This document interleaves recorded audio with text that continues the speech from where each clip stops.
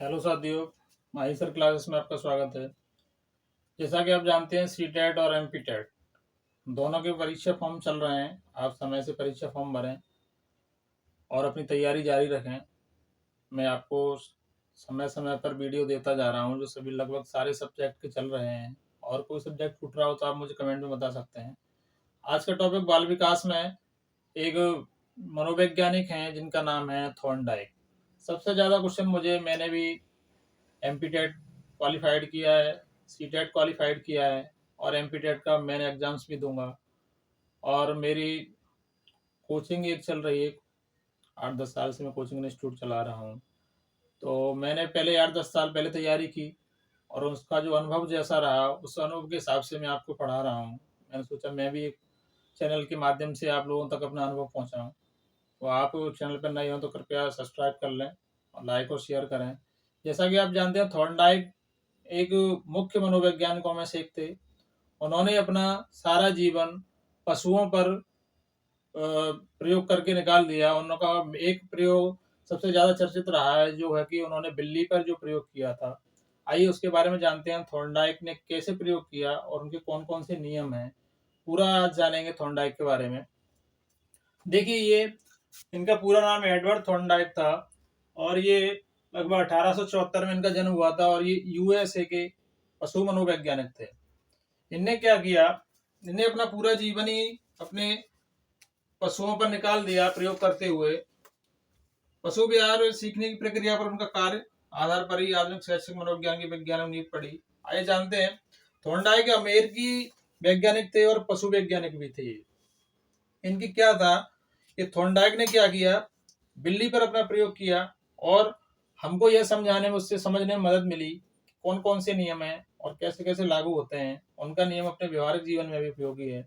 जैसे आइए जानते हैं, थॉर्नडाइक ने क्या किया, एक पिंजरा लिया, केस, उसमें बिल्ली, भूखी बिल्ली थी, उसको बंद किया। भूखी बिल्ली को उसको बंद कर दिया और पिंजरे के बाहर उन्होंने एक मरी हुई मछली को रख दिया। बड़ा सा पिंजरा था, उसमें बिल्ली को बंद कर दिया, एक मरी हुई मछली को बाहर रख दिया। अब जब भूखा व्यक्ति होगा या पशु होगा तो वो इस तरीके से विचलित होता है। तो क्या हुआ, क्या किया बिल्ली ने उछल कूद करना स्टार्ट की। थॉर्नडाइक क्या थे, बिल्ली के माध्यम से अपन को यह समझाना चाह रहे हैं कि बार बार किसी चीज को करोगे, प्रयास करोगे तो आखिर जाके उनको सफलता मिलती है, जैसे बिल्ली को मिली थी। तो बिल्ली ने क्या किया, उछल कूद करना प्रारंभ किया। तो पहली बार बिल्ली क्या है, कई बार उछल कूद किया, 100 बार किया कम से कम। तो गलती से भी कुछ चीजें उसके अंदर क्या था, पिंजरा खुलने का जो लीवर होता है वो पिंजरे के अंदर था, जो कि बिल्ली को नहीं पता था। तो कई बार कोई चीज गलती से भी हो जाती है। कभी एक बार गलती से बिजली का पंजा उस लीवर के ऊपर पड़ा और दरवाजा खुल गया। बिल्ली ने बाहर जाके मछली को खाया या भोजन को किया। दूसरी बार वही प्रक्रिया फिर की, बिल्ली को बंद किया, बाहर भोजन रखा, बिल्ली ने फिर उछल कूद की। तो देखा गया दूसरी बार में कि पहले जितनी बार मेहनत की गई उससे कुछ कम करनी पड़ी और लगभग काफी मेहनत के बाद दोबारा से फिर पैर पड़ता है और वह दरवाजा खुल जाता है और मछली या जो भी भोजन था वो बिल्ली कर लेती है। यह प्रक्रिया जो थी कई बार दोहराई गई।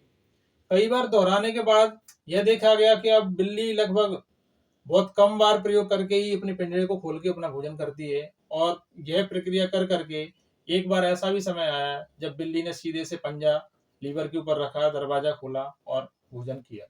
यह था उनका बिल्ली के ऊपर प्रयोग। इनसे अपन को यह सीख मिली इस प्रयोग से कि किसी भी काम को बार बार करने से आखिर हम उसमें सफल हो ही जाते हैं। उन्होंने नियम जो दिए थे, मुख्य नियम 3 दिए हैं और गौण नियम 5 दिए हैं, जो अपने आज जीवन में भी उपयोगी हैं। आइए उनको ये प्रयोग मैंने आपको समझा दिया। आइए उनके मुख्य नियम के बारे में जानते हैं, कौन कौन से नियम उन्होंने दिए थे।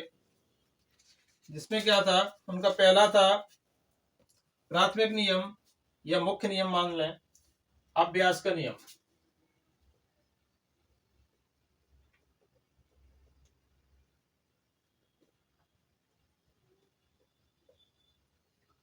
अभ्यास का नियम दिया था, मुख्य नियम 3 दिए थे उसमें से। अभ्यास का नियम अपन को यह बताता है यह नियम हमें बताता है किसी काम को हम जितना अभ्यास करेंगे उससे उतना ज्यादा ही सीखेंगे। अभ्यास का नियम लंबी अवधि के लिए कुछ सीखने के लिए अभ्यास पर आधारित होता है। इस सिद्धांत का नियम बताता है कि जिन चीजों को सबसे अधिक बार दोहराया जाता है जिन्हें सबसे अच्छे तरीके से याद किया जा सकता है। ये था उनका अभ्यास का नियम। जैसा कि अपन भी जानते हैं, किसी चीज का अभ्यास अपन बार बार करते हैं तो उस चीज में आखिर अपन सफलता प्राप्त कर ही लेते हैं। दूसरा आता है उनका तत्परता का नियम।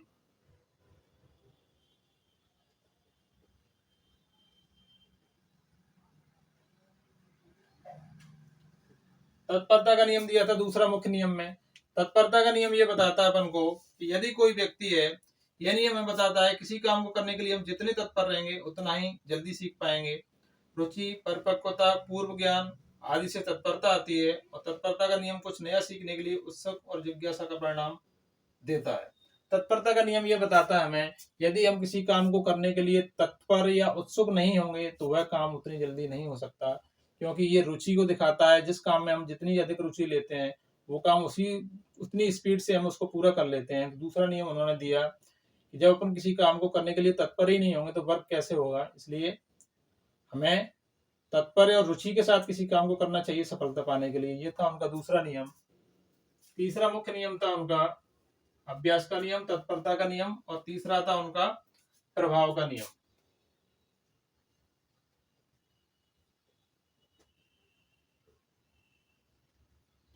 तीसरा था प्रभाव का नियम। प्रभाव का नियम क्या बताता है? प्रभाव के नियम में उन्होंने कहा था कि कोई यह नियम हमें बताता है, यदि सीखना संतोषजनक है तो सीखना तीव्र हो जाता है, सीखना संतोषजनक हो तो सीखना संभव नहीं होता। थॉर्नडाइक ने इस नियम में पुरस्कार और दंड का भी महत्व दिया है। प्रभाव का नियम सीखने के अनुभव को शिक्षार्थियों के लिए सुखद बनाने के लिए प्रेरणापूर्ण बल पर आधारित होता है। प्रभाव का नियम हमें यह बताता है, कोई काम अपन ने किया, यदि अपना काम सफल होता है तो अपन उस काम को दूसरी बार और अच्छी गति से कर सकते हैं और अच्छी रुचि से कर सकते हैं। अगर किसी काम में अपन असफल हो गए तो अपना मनोबल गिर जाता है और अपन उस काम को बीच में छोड़ सकते हैं, या काम फिर लेट हो सकता है अपना। जैसे कि अपन परीक्षा देते हैं, अब परीक्षा में सफल हो गए तो अगली बार और दूसरा एग्जाम देने के लिए और अपना मनोबल बढ़ जाता है, और अपन ने एग्जाम दिया और परीक्षा में असफल रहे तो अपना मनोबल गिर जाता है और फिर अगले और भी एग्जाम देने के लिए अपना मन नहीं करता है। तो कृपया ऐसा ना करें, आखिर सफलता मिलेगी ही मिलेगी। अपना काम निरंतर जारी रखें और ध्यान मेहनत से करते रहें। मैं आपको अनुभव देता रहूँगा, और सारी वीडियो चल रही हैं मेरी सारे सब्जेक्ट की, और आपकी विशेष डिमांड हो तो मुझे कमेंट में बताएं। कृपया चैनल पर नए हो तो मेरे चैनल को सब्सक्राइब करें और मुझे सपोर्ट करें। 3 ये नियम थे उनके, इनको कहते हैं मुख्य नियम।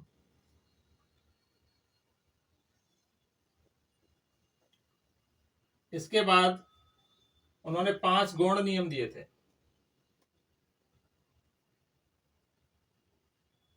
गौण नियम में क्या था? गौण नियम में पहला था मनोवृत्ति अभिवृत्ति का नियम।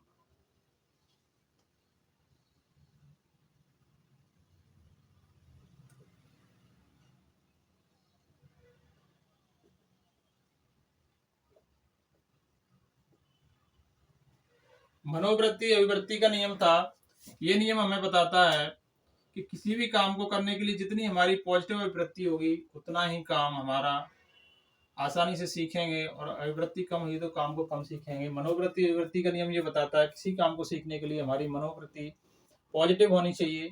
हम तैयारी करते हैं तो इस आशा से करते हैं कि हम सफल होंगे, ना कि ये सोच करके हम असफल होंगे। यदि ये सोच के करेंगे असफल होंगे तो हम तैयारी करें ही क्यों आखिर। ये नियम हमें ये बताता है कि जितना हम पॉजिटिव रह के कोई काम करेंगे उतना ही हम सफल होने के चांस ज्यादा रहते हैं। दूसरा आता है इसमें, दूसरा है इसमें आंशिक क्रिया का नियम।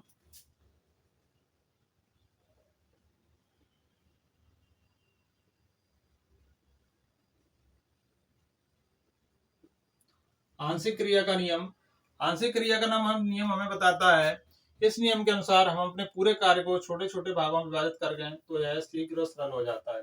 आंशिक क्रिया का नियम हमें बताता है कि किसी भी काम, कोई बड़ा काम है, उसको हम डायरेक्टली करना चाहें तो हमें देखने में ही भारी लगता है। उन्होंने कहा है किसी भी काम को छोटे छोटे टुकड़ों में तोड़ करके हम उसको आसानी से कर सकते हैं। यह दूसरा नियम दिया था उन्होंने, इसके कहते हैं आंशिक क्रिया का नियम।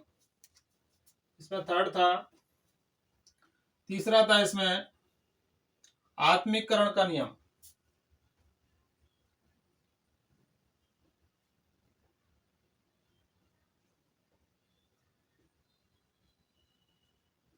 आत्मीकरण का नियम था, आत्मिक कणिका नियम में उन्होंने बताया था कि हम इस नियम के अनुसार नए ज्ञान को पुराने ज्ञान के साथ जोड़ करके इसे स्थायी बना लेते हैं, इससे अधिगम सुगम और सरल हो जाता है।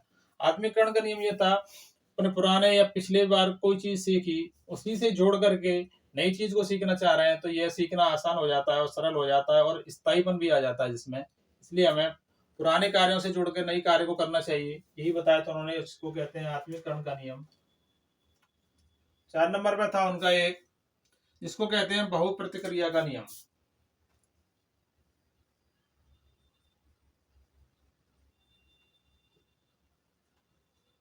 बहुप्रतिक्रिया का नियम, देखिए तैयारी जारी रखें, समय ज्यादा नहीं है, यही मान लो अक्टूबर है, नवंबर में तो सबके एग्जाम किसी का कहीं स्टार्ट हो ही जाएंगे, सीटेट वालों के लिए भी ज्यादा समय नहीं है।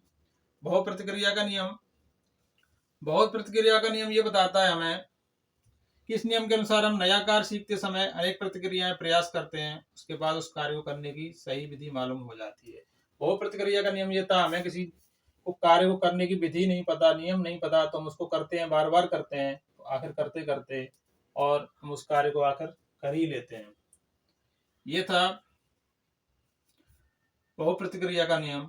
और इसके बाद आता है साहचर्य क्रिया का नियम। साहचर्य,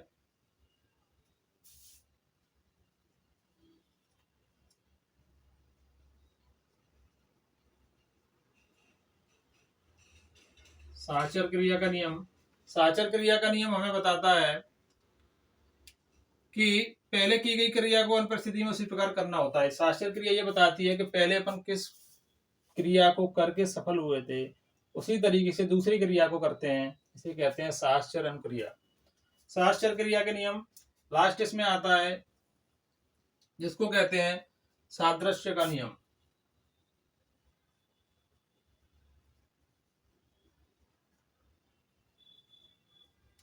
सादृश्यता का नियम कह सकते हैं। इसमें क्या था, इस नियम में अतीत की समान परिस्थितियों में की गई अनुक्रियाओं के आधार पर नई स्थिति के प्रति अनुक्रिया की जाती है। पहले जो अपन कर चुके हैं उसी के हिसाब से क्रिया करें। इस नियम में अतीत की समान परिस्थिति में की गई अनुक्रियाओं के आधार पर नई स्थिति के प्रति अनुक्रिया की जाती है। जो परिस्थितियां हमारी रही थी उन्हीं परिस्थितियों को देखते हुए पर दूसरी अनुक्रिया करते हैं, उनको सादृश्यता का नियम कहते हैं। ये थे थॉर्नडाइक के गौण नियम। इनका क्वेश्चन हर एग्जाम में पूछा जा रहा है, मैं भी कई एग्जाम दे चुका हूं। आप इनको अच्छे से करिए। और भी बाकी मनोवैज्ञानिक बचे हैं, उनके एक एक से सारे यूज कराऊंगा मैं, उनके मनोवैज्ञानिक को क्या क्या प्रयोग रहे। कृपया वीडियो पसंद आए तो लाइक और सब्सक्राइब करें।